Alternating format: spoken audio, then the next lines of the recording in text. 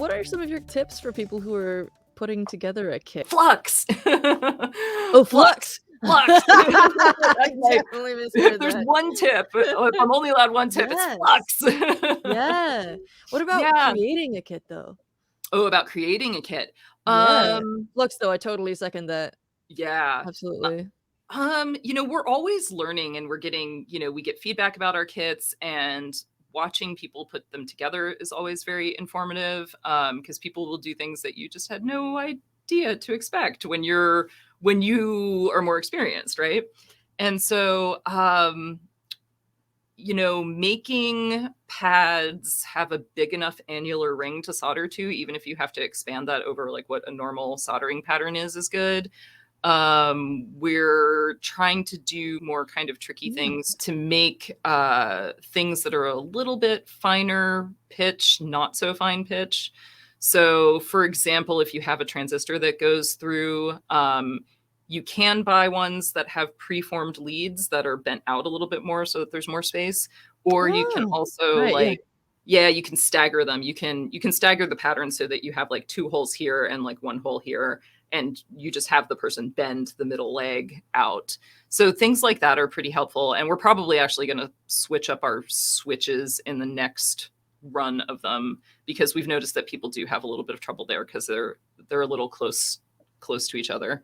Switches are so annoying to solder. I always end up globbing the side prongs.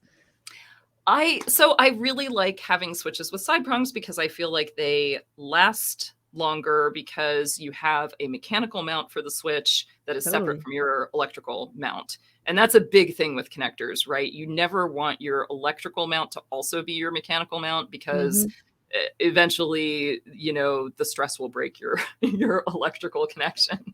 So I do love those switches, but I just haven't been able to find a good one that has those side mounting tabs that also have a little bit wider spacing. So I think we're going to switch to ones that just have, 3 pins, but they're big, so they shouldn't, I think that they'll still hold up pretty well. And that people will basically just have a little less trouble soldering them for the first time. Nice. So it's always, trade-offs.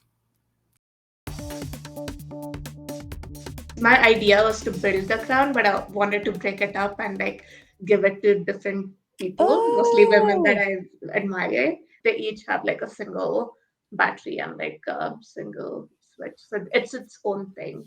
But like I just have like a strip here to solder things together. Did you have any mishaps at Open Hardware Summit? I didn't, surprisingly. Maybe we'll get to it later, but I had my flower PCB. It fell out of my pocket, but I think that was the only mishap I had. Could you tell us why you chose lilies? They just look so pretty. I was looking at pictures of different flowers, and lilies actually have that effect where they're white in the center and they have like a little bit of color, like pigment at the edge. So I wanted to mimic that. And I wanted to make it like holdable so you can just like hold it. No, that's one that has some green on it. Is that right? It's just marker. It doesn't have to be white either. You can add like shading in the center. You've made coloring book PCBs. This is awesome. I just noticed that there's this little text on here that says, I can buy myself flowers. Yeah, I was listening to that song, and that's also what inspired me to make these, because I was actually teaching a workshop on programming, microcontroller programming. I thought it would be cool to give all the kids that are attending it a flower, because it was around Valentine's Day, so they can make themselves flowers. Rad.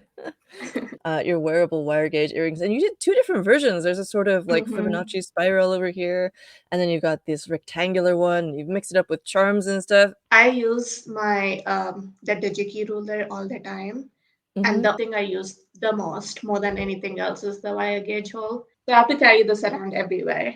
Classic. I worked at an agriculture robotics company, a strawberry farm, and I used to carry my ruler around when I was trying to debug something. So I thought it would just be easier to just have something that's wearable that I could just like pop off. So this was strawberry harvesting robot, and I worked on a bunch of different circuit boards on there. So there was motor drives, bunch of motor drives actually, and like there's a battery system and a whole lot of sensors on there to help it move. So it's autonomous and it just like goes around scanning for ripe strawberries and picks it.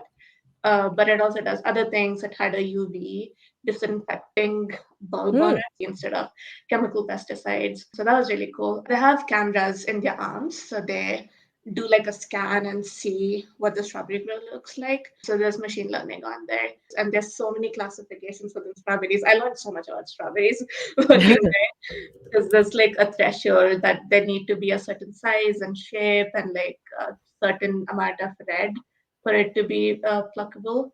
What was your favorite part of the robot to work on specifically? The batteries were cool. Ah! What do So you like like about it?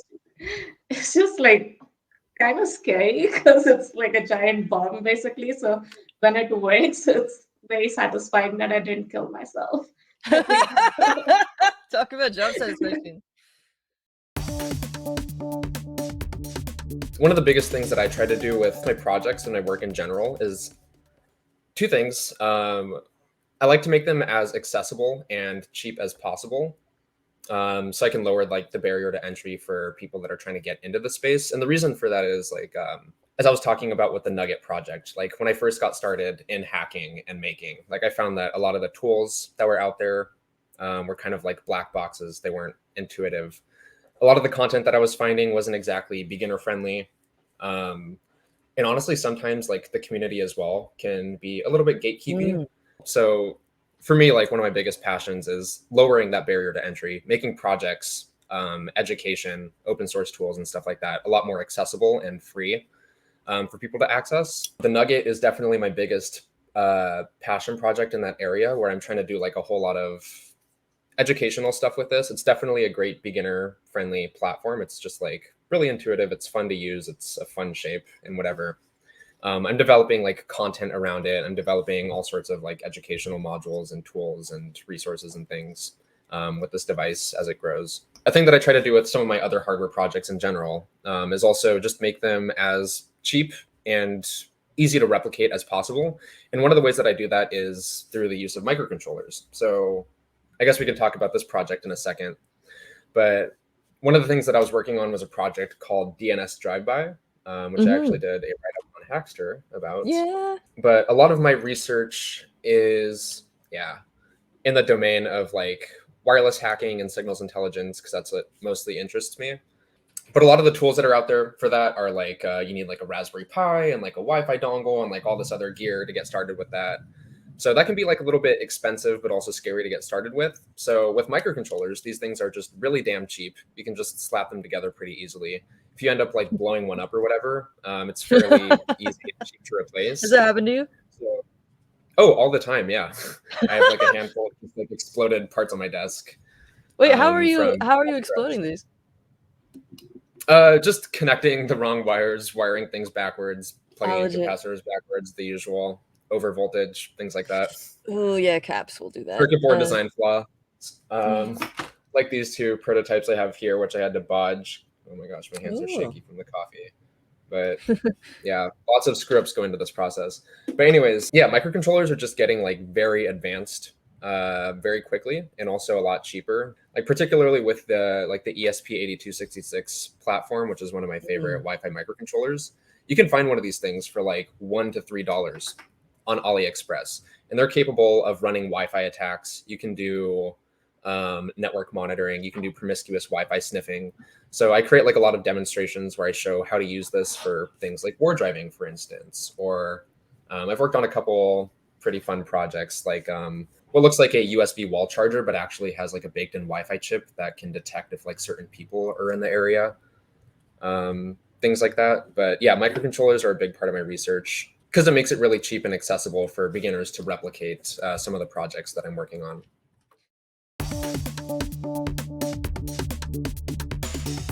All the things I was doing had been done before, right? Like I'm buying these e-ink screens. I'm using, the little controller for the e-ink screen. Like none of that is like novel. It's more of the idea of just separating the cards from the base. That was sort of the thing I did. And so getting that interaction really nice was one of the harder parts. I had to go through a lot of different like jigs and ideas. So I had these little test ones I made. So this is like, the dev one that the company had for their screens. And this is pretty much my final product. And so in between, I made a few where I like, added little pins so I could control it, but then also this interface. And then I had just like holes here and I could solder whatever I wanted to try different things. So I did try these pogo pins, which are super cool and they're so smooth and it feels really nice. And then I 3D printed these like bases where I sort of like had a spot for a card. You could see the card didn't fit. So this one I had to like take a chisel and like change this bevel. And then I had like an adjustable thing where I could set the height of the circuit board inside to different heights by like, because these holes are all slightly different heights. So then I would like set at different heights and be like, okay, how much of the pogo pin needs to push and pull and because each of these, all 10 of these contacts need to be on there. And so it's kind of difficult to have all of them touching. And then with the pogo pins, buying them online, there was like, each one had a height and then how much they would push and pull. And also there's the force of them. So I needed enough magnets to sort of pull down the card to like pull it against them and depress them. And in the end, this did work, but I decided it was too expensive. The pogo pins are like, I think they were like 25 cents to like 50 cents each, which is fine if you only need 3. But like I have 10 per card. Yeah. And then there's 4 slots, 4 cards, which I figured was the sort of minimum for a playable game. And so at that point, we've got like $20 to $30 of pogo pins on this thing. So this isn't gonna work.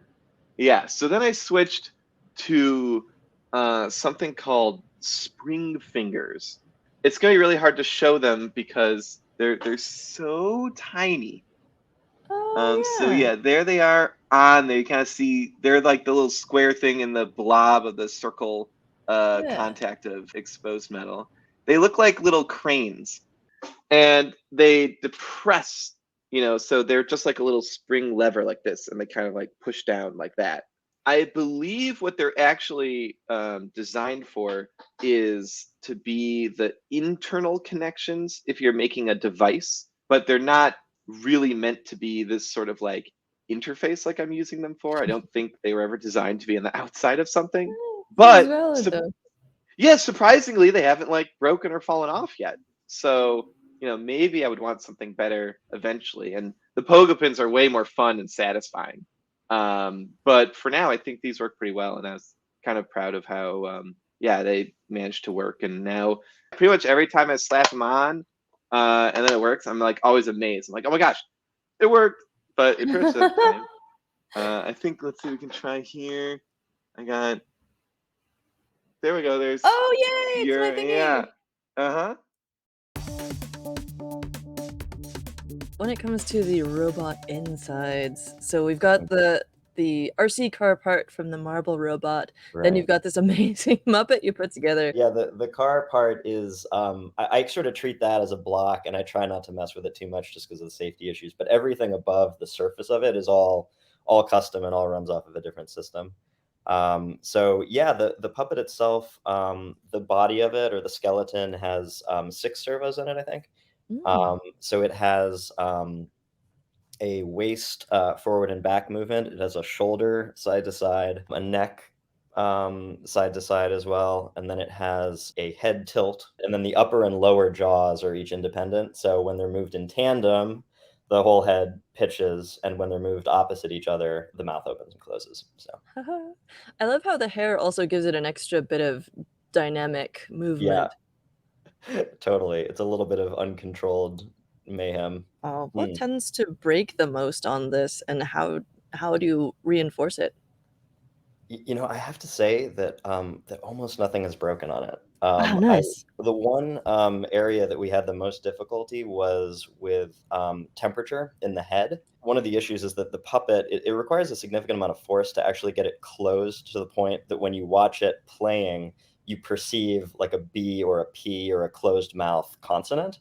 And so you actually really need some significant force to kind of work against the foam of the mouth. And so those servos, if the default mouth position is close to closed, there's potentially a lot of current running through those servos if they're not geared pretty significantly. So I was using some kind of lower gear ratio, higher speed servos, and they were just frying themselves in the head, or at least Oh one of them. no. So that was something that I figured out before we even took it out on the street. But she now has a little hat embedded in her skull, which is a cooling fan, and the servos have been switched to some that are beefier. So yeah, there it is.